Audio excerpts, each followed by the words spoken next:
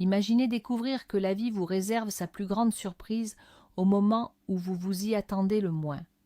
L'histoire que vous allez entendre est celle d'un miracle qui se transforme en cauchemar, puis en un témoignage poignant de la force de l'esprit humain. C'est le récit d'une femme de 56 ans dont la grossesse a stupéfié les médecins et dont le destin a changé le cours de plusieurs vies. Préparez-vous à une vague d'émotions, car ce qui suit est bien plus qu'une simple histoire. Chloé et Alain Moreau vivaient une existence paisible à Saint-Martin-des-Champs, un petit village niché dans la campagne normande. À 56 ans, Chloé passait ses journées à entretenir son potager, une passion qui rythmait ses saisons. Alain, son mari, était un homme de principes et de routine, un pilier solide mais peu démonstratif. Leur unique fille, Camille, avait quitté le nid depuis longtemps pour la vie trépidante de Paris. Les appels se faisaient rares, et chaque conversation laissait transparaître le fossé qui s'était creusé entre la simplicité de la vie rurale de ses parents et ses propres ambitions urbaines. Un calme apparent régnait, mais sous la surface des tensions et des regrets couvaient silencieusement. Le ciel normand, bas et lourd, pesait sur les épaules de Chloé. Une fine bruine s'accrochait aux feuilles de ses plants de tomates. Soudain, une douleur aiguë, comme une lame de glace, lui transperça le bas du dos et se propagea dans son ventre. Elle lâcha son sécateur, qui tomba sans bruit, dans la terre humide. « Mon Dieu, qu'est-ce qui m'arrive » murmura-t-elle, le souffle court. Pliée en deux, elle s'agrippa à un tuteur, le visage perlé de sueur froide. Ce n'était pas une simple crampe, c'était une alarme violente, un signal que son corps lui envoyait depuis des semaines, mais qu'elle avait choisi d'ignorer. La peur, une peur primale et glaciale, s'empara d'elle. Elle pensa à la maladie, à la faim et à tous les petits-enfants qu'elle ne verrait jamais grandir. Ce soir-là, le silence à table était plus pesant que d'habitude. Le bruit des couverts contre les assiettes était le seul son qui troublait la quiétude de la vieille maison de campagne. Alain, son mari, mangeait son pot-au-feu avec une régularité métronomique. « Qu'est-ce qu'il y a pour le dessert » demanda-t-il, sans lever les yeux de son assiette. Il aimait l'ordre, la prévisibilité. La douleur de Chloé était un grain de sable dans son mécanisme bien huilé. « Rien, je n'ai pas eu le temps » répondit-elle d'une voix à peine audible. Elle le regarda, cherchant un signe de préoccupation, mais ne vit que l'agacement d'une routine brisée. Les larmes lui montèrent aux yeux, et elle se leva brusquement, renversant son verre d'eau. La nappe se teinta d'une tache sombre comme le reflet de son angoisse. Le lendemain matin, poussée par une anxiété devenue insupportable, Chloé se rendit au petit cabinet médical du village. Lucie Dubois, l'infirmière libérale, l'accueillit avec un sourire doux qui contrastait avec le temps maussade. L'odeur d'antiseptique et de café flottait dans l'air. « Bonjour Chloé, ça ne va pas fort, on dirait. Asseyez-vous, racontez-moi, » dit Lucie en lui désignant une chaise. Le cabinet était simple mais impeccable. Des affiches de prévention sanitaire ornaient les murs beiges. Chloé s'assit, les mains tremblantes posées sur ses genoux. Elle expliqua les douleurs, la fatigue, sa prise de poids inexplicable, et surtout cette certitude terrifiante qui grandissait en elle. Elle était gravement malade. Elle se sentait mourir à petit feu. Lucie l'écouta attentivement, son visage exprimant une compassion sincère. Elle posa des questions précises, professionnelles, tout en gardant une chaleur humaine qui apaisa un peu Chloé. « Nous n'allons pas tirer de conclusions hâtives, d'accord ? On va faire une prise de sang complète et une analyse. Cela nous donnera des réponses claires, » expliqua l'infirmière. Pendant qu'elle préparait le matériel, une lueur de tristesse passa dans ses yeux. Cette tristesse, personne au village ne la connaissait. C'était le poids de son propre désir d'enfant, un désir jamais comblé qui rendait chaque interaction avec le mystère de la vie à la fois précieuse et douloureuse. Elle piqua doucement le bras de Chloé, le geste précis et réconfortant. « Je vous appelle dès que j'ai les résultats. » Le téléphone sonna un samedi matin. Le soleil filtrait enfin à travers les nuages, mais l'appel glaça l'atmosphère de la cuisine. C'était Lucie. « Chloé ? Bonjour, c'est Lucie Dubois. J'ai reçu vos résultats. Pourriez-vous passer au cabinet aujourd'hui ?» Sa voix était étrangement neutre, presque trop contrôlée. Chloé sentit son cœur s'emballer. « C'est grave, n'est-ce pas » demanda-t-elle, sa propre voix un murmure étranglé. Il y eut une seconde de silence à l'autre bout du fil, une pause infime, mais qui contenait un univers d'hésitation. « Il faut qu'on en parle en personne, Chloé. Venez quand vous pouvez, » répondit finalement l'infirmière. Raccrochant, Chloé sut que sa vie venait de basculer. Les pires scénarios défilaient dans sa tête, chacun plus sombre que le précédent. En entrant dans le cabinet médical, Chloé se sentit comme une condamnée marchant vers son verdict. L'odeur d'antiseptique lui parut plus forte, presque suffocante. Lucie l'attendait, debout derrière son bureau. Elle ne sourit pas cette fois. « Je vais mourir, c'est ça ?» lança Chloé sans préambule. Lucie secoua la tête, prit une profonde inspiration et la regarda droit dans les yeux. « Non, Chloé, vous n'allez pas mourir. Vous… » Elle marqua une pause, cherchant ses mots. Puis elle lâcha la nouvelle d'un seul trait, comme si elle arrachait un pansement. « Vous êtes enceinte. » Le mot flotta dans l'air, absurde, impossible. Chloé s'effondra sur la chaise, son esprit refusant de comprendre. Elle éclata d'un rire nerveux et hystérique, un son qui brisa le silence du cabinet. « Enceinte ? Mais c'est ridicule, j'ai 56 ans, vous avez dû vous tromper, échanger mes analyses avec celles d'une autre, » s'exclama Chloé, le visage passant de la pâleur à une rougeur de colère. Elle se leva, prête à partir, à fuir cette blague de mauvais goût. Mais Lucie ne s'y a pas. « Il n'y a aucune erreur, Chloé, c'est bien vous. C'est un cas sur 1 million peut-être, mais c'est le vôtre. » Le regard de l'infirmière était si sérieux, si plein de certitude, que la réalité commença à s'infiltrer dans l'esprit de Chloé, fissurant ses défenses. Puis Lucie ajouta une phrase qui acheva de la détruire. « Et ce n'est pas tout. D'après les taux, vous n'attendez pas 1, mais 2 enfants. » Chloé sentit le sol se dérober sous ses pieds. Le monde devint flou, silencieux. 2 enfants, des jumeaux. Chloé sortit du cabinet comme une automate. L'air frais de la campagne lui parut glacial. Les saluts amicaux des villageois qu'elle croisait étaient des sons lointains et sans signification. Elle marcha sans but, ses pas la menant vers le vieux pont de pierre qui enjambait l'Epte. Le courant de la petite rivière était sombre et rapide. Elle s'arrêta au milieu du pont, s'agrippant au parapet froid et humide. Une pensée terrible, une solution simple et définitive germa dans son esprit. En finir, mettre un terme à cette honte, à ce fardeau, à cette vie qui venait de lui jouer le plus cruel des tours. Elle imagina le regard des gens, les chuchotements, le ridicule, la vieille Moreau qui fait des bébés.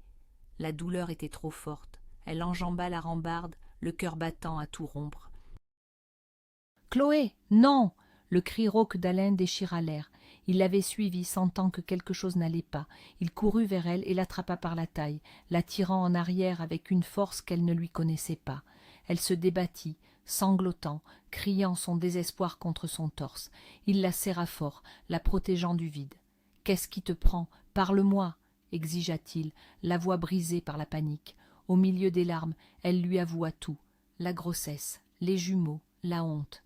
Il resta silencieux un long moment, le visage impénétrable.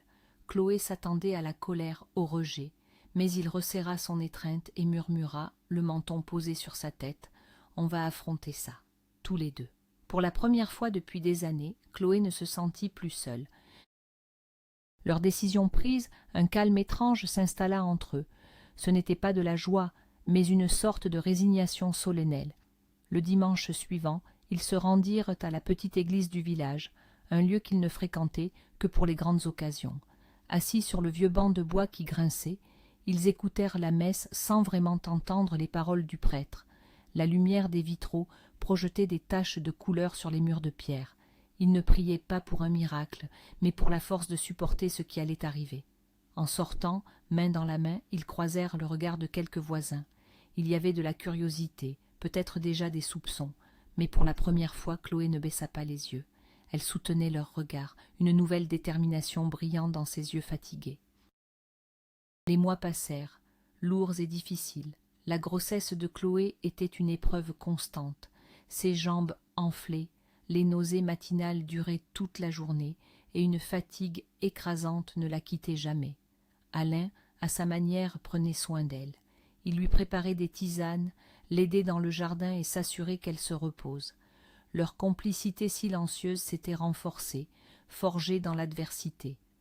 Les échographies à l'hôpital de Rouen montraient 2 petits êtres en pleine forme, ignorant tout du monde qui les attendait. Chaque battement de cœur entendu était une source de réconfort et d'angoisse pour Chloé. Elle apprenait lentement à aimer ces vies qui grandissaient en elle, malgré la peur et l'incertitude qui assombrissaient ses jours. Le téléphone sonna un dimanche après-midi, alors que le 7e mois de grossesse venait de commencer. C'était Camille. Sa voix, enjouée et lointaine, semblait venir d'une autre planète. « Maman, salut, je passe vous voir aujourd'hui, je suis sur la route. J'ai besoin de vous parler. » Chloé sentit son estomac se nouer. Camille ne venait jamais sans raison, et ses visites étaient souvent synonymes de demandes d'aide financière. Le secret qu'elle et Alain avaient gardé si précieusement allait devoir être révélé. « Bien sûr, ma chérie, on t'attend, » répondit Chloé, s'efforçant de garder une voix stable. À l'intérieur, les bébés s'agitèrent, comme s'ils sentaient la tension de leur mère. La confrontation qu'elle redoutait depuis des mois était maintenant inévitable. Camille arriva en fin de journée. Sa voiture de location, impeccable, contrastait avec la vieille cour de ferme. Elle sortit, vêtue d'un trench coat élégant, un sac de marque à l'épaule. Elle semblait plus parisienne que jamais. Elle embrassa son père distraitement. « Salut papa, je ne reste pas longtemps. J'ai un gros souci d'argent. » Puis, son regard se posa sur sa mère qui sortait de la maison, se déplaçant avec difficulté. Son visage se figea. Elle balaya du regard la silhouette arrondie de Chloé, son expression passant de l'incompréhension à un dégoût glacial. Le silence qui s'installa fut brutal, assourdissant. L'air devint électrique, chargé de tout ce qui n'avait jamais été dit entre elles. « Mais c'est quoi ça ?» La voix de Camille était un sifflement venimeux. « Ne me dis pas que tu es enceinte, à ton âge, mais vous êtes devenu complètement fou. » La violence de ces mots frappa Chloé en plein cœur. « N'ose pas parler à ta mère sur ce ton, » intervint Alain, le visage dur, mais Camille l'ignora. « Et toi aussi, au lieu de penser à votre retraite, au calme, vous vous mettez à faire des gosses. C'est la honte absolue. Qu'est-ce que les gens vont dire ?» Elle faisait les 100 pas dans la cour, ses gestes vifs et colériques. Chaque mot était une gifle, une accusation qui ravivait toutes les peurs de Chloé. Chloé sentit une nausée monter, un goût amer dans la bouche. Elle tenta de répondre, de se défendre, mais aucun son ne sortit. Une douleur fulgurante, bien plus intense que toutes les autres, lui coupa la respiration. Elle porta la main à son ventre, son visage devint cireux. Elle s'appuya contre le mur de la maison, haletante, avant de glisser lentement vers le sol. « Alain !» réussit-elle à articuler. Il se précipita vers elle, ignorant les récriminations de Camille, qui s'était tue net. « Chloé, qu'est-ce qui se passe ?» demanda-t-il, la panique dans la voix. « Appelle le SAMU. Vite, je crois que je les perds. » Le monde autour d'elle se mit à tourner, puis tout devint noir. La sirène du SAMU déchira la quiétude de la campagne normande. Le trajet jusqu'à la maternité de Rouen fut un cauchemar flou pour Alain. Il tenait la main de Chloé, froide et inerte. Les ambulanciers s'affairaient autour d'elle, parlant un jargon médical qu'il ne comprenait pas. À travers la vitre, il voyait les lumières de la ville défiler. Dans un rare moment de lucidité, Chloé ouvrit les yeux et tourna la tête vers lui. Ses lèvres bougèrent, formant des mots à peine audibles. « Adieu, mon amour, prends soin d'eux, ne les abandonne pas. » Une larme roula sur sa tempe. Alain voulut lui dire de tenir bon, qu'il l'aimait, mais les mots restèrent coincés dans sa gorge, étouffés par un sanglot. Dans le couloir blanc et stérile de la maternité, le temps semblait s'être arrêté. L'odeur de désinfectant flottait dans l'air, se mêlant à une tension palpable. Alain était assis sur une chaise en plastique inconfortable, la tête entre les mains. Chaque minute qui passait était une éternité. Il était un homme simple, habitué à la terre, aux saisons, à une vie prévisible. Ce monde de bips électroniques, de blouses blanches et de portes qui claquent, lui, était étranger et hostile. Il se sentait impuissant, inutile. Il repensait aux derniers mots de Chloé. Une promesse, une charge immense. Il avait peur, terriblement peur de l'avenir et de la solitude qui menaçait de l'engloutir. Derrière les portes du bloc opératoire, l'ambiance était électrique. Une équipe médicale complète s'affairait autour de Chloé, toujours inconsciente. « C'est de la folie de faire un enfant à cet âge », lança un jeune interne, le docteur Martin. « Regardez le résultat, elle est en train de nous lâcher et les bébés seront sûrement handicapés. » Son collègue acquiesça. « Son gynéco est un incompétent, on n'aurait jamais dû la laisser aller aussi loin. » Soudain, une voix grave et autoritaire les interrompit. « Silence, un peu de respect pour cette femme qui se bat pour sa vie et celle de ses enfants. » C'était le docteur Bernard Dubois, le chef de service, un homme à la chevelure grisonnante et au regard sévère. Les deux jeunes médecins se turent, penauds. Malgré les critiques, Chloé avait entendu. Dans une brève éclaircie de sa conscience, les mots cruels des médecins l'avaient atteinte. Une convulsion agita son corps. Un moniteur se mit à sonner de façon stridente. « Docteur Dubois, sa tension chute !» cria une infirmière. « Le cœur lâche, on la perd !» L'équipe se lança dans une course contre la montre. Les gestes étaient précis, désespérés. Les minutes s'égrenèrent, longues comme des heures, mais le combat était inégal. Le corps de Chloé, épuisé par cette grossesse hors norme et le choc émotionnel, avait atteint ses limites. Lentement, le son strident du moniteur se transforma en une ligne plate et continue. Un silence de mort s'abattit sur la salle d'opération. Chloé Moreau était partie. Les deux petites filles, nées prématurément, avaient été extraites de son ventre et immédiatement placées en couveuse. Elles étaient si petites, si fragiles. Dans la salle, l'émotion était palpable. Des larmes silencieuses coulaient sur les joues d'une vieille sage-femme. Le docteur Dubois, le visage fermé, ôta ses gants chirurgicaux. Les deux jeunes internes, qui avaient parlé avec tant de légèreté quelques instants plus tôt, fixaient le sol, le visage blême, écrasé par la culpabilité. Ils venaient d'apprendre de la plus brutale des manières qu'un patient n'est jamais juste un cas clinique, mais une vie dont le fil fragile peut se rompre à tout instant. Le malheur ne vient jamais seul. Quelques heures plus tard, les examens révélèrent la triste vérité. Les prédictions cyniques du jeune médecin s'étaient réalisées. L'une des jumelles, la plus petite, souffrait d'une malformation cardiaque sévère. Son pronostic vital était engagé. L'autre avait un nerf optique sous-développé. Elle serait probablement aveugle ou très malvoyante. Lorsque le docteur Dubois annonça la nouvelle à Alain, chaque mot fut un coup de poignard. La mort de sa femme, et maintenant ses filles, condamnées avant même d'avoir vécu. C'était plus qu'un homme ne pouvait supporter. Une partie de son esprit, pour se protéger, se déconnecta de cette réalité insoutenable. Il regarda le médecin sans le voir, un sourire vide sur les lèvres. De retour au village, Alain n'était plus le même. Le chagrin avait brisé quelque chose en lui. Il errait dans la maison vide, parlant à Chloé comme si elle était encore là. « Tu as vu le temps aujourd'hui, parfait pour les tomates », disait-il à sa chaise vide près de la cheminée. Les voisins le regardaient avec un mélange de pitié et de crainte. Martine Leclerc, l'amie de toujours de Chloé, le croisait parfois dans la rue. « Alain, il faut penser aux obsèques », lui dit-elle doucement un jour. Il la regarda avec des yeux d'enfant perdu. « Les obsèques? Mais de qui? Chloé est partie chez sa sœur. Elle revient bientôt. » Martine sentit son cœur se serrer. Il s'était réfugié dans un passé où le drame n'avait pas encore eu lieu.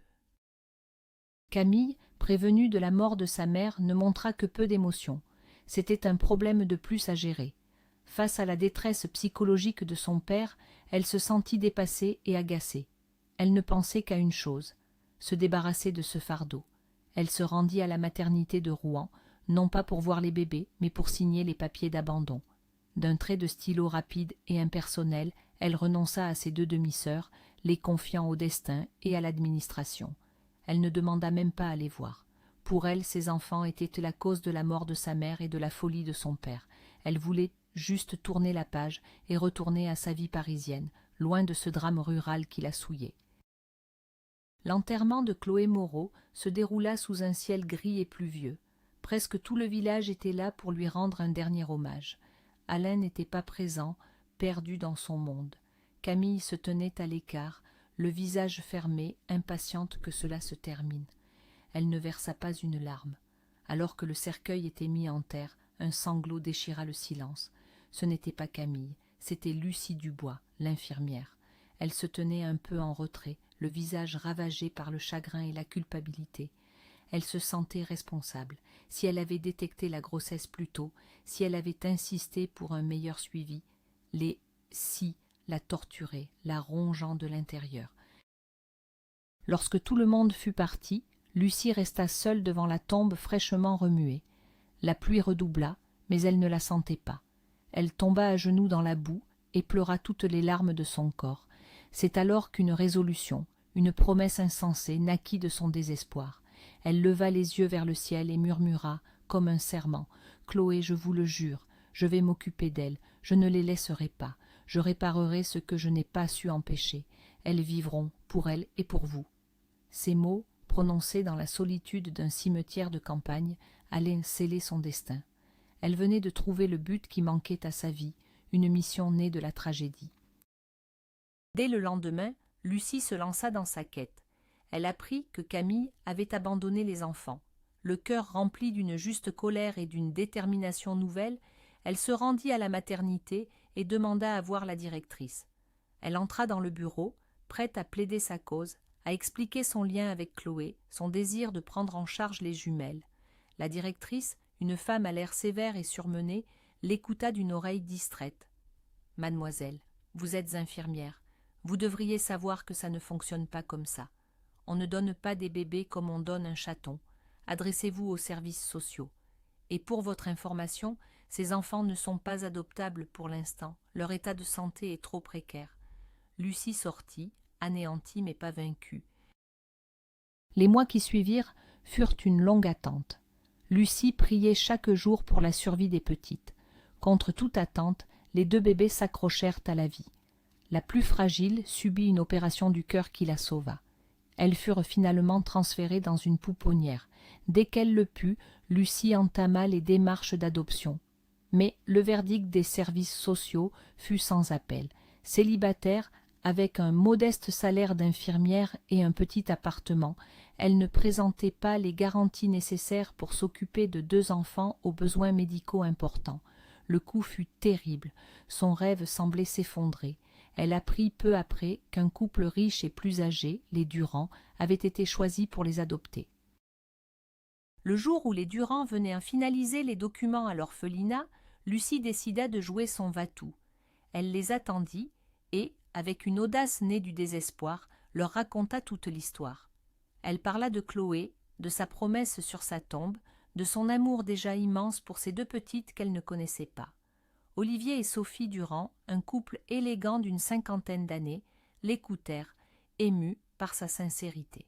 « Nous ne pouvons pas renoncer à elles, mademoiselle, » dit Sophie, sa voix douce. « Elles ont besoin de soins que nous pouvons leur offrir. Mais nous voyons à quel point vous tenez à elles. Nous aurons besoin d'une nounou dévouée, quelqu'un qui les aimera comme sa propre famille. Accepteriez-vous ce poste ?» Les larmes aux yeux, Lucie accepta. Les années passèrent. Les Durand nommèrent les filles Clémence et Victoire. Grâce à leur fortune et à l'amour infini de Lucie, les 2 sœurs grandirent entourées des meilleurs soins. Victoire subit plusieurs opérations du cœur à l'étranger. Clémence, grâce à des interventions complexes, recouvra une partie de la vue. Lucie était bien plus qu'une nounou. Elle était leur confidente, leur pilier, leur repère. Elle vivait avec eux dans leur grande maison et était devenue un membre à part entière de cette famille atypique. Elle qui n'avait jamais pu avoir d'enfants avait trouvé 2 filles, et les filles qui avaient perdu leur mère à la naissance en avaient trouvé une autre, une maman de cœur. Un jour, alors qu'elles étaient devenues de belles jeunes filles, prêtes à entrer à l'université, Clémence et Victoire se tournèrent vers Lucie. « Tu sais, Lucie, » commença Victoire, « pour nous, tu n'es pas notre nounou. » Clémence ajouta, un sourire tendre aux lèvres, « Tu es notre maman. » Ce jour-là, le cœur de Lucie déborda d'un bonheur si intense qu'il effaça toutes les peines du passé. Le soir, seule dans sa chambre, elle regarda par la fenêtre en direction du petit cimetière de Saint-Martin-des-Champs. « Vous voyez, Chloé, murmura-t-elle aux étoiles. J'ai tenu ma promesse. Vos filles sont heureuses, reposez en paix. Elle avait trouvé le bonheur, non pas en donnant la vie, mais en la soignant, en la protégeant et en l'aimant plus que tout. Ainsi se termine l'histoire de Chloé et commence celle de Lucie, Clémence et Victoire. Une tragédie a donné naissance à une famille improbable, unie non par le sang, mais par les liens indestructibles de l'amour et du sacrifice. C'est un rappel que même dans les ténèbres les plus profondes, une promesse faite avec le cœur peut allumer une lumière d'espoir et changer le monde, ne serait-ce que pour deux petites filles. Merci d'avoir écouté cette histoire jusqu'au bout. Si elle vous a touché, n'hésitez pas à laisser un pouce bleu, à vous abonner pour ne pas manquer nos prochains récits et à partager vos impressions dans les commentaires. Pensez-vous qu'une promesse peut réellement changer un destin ?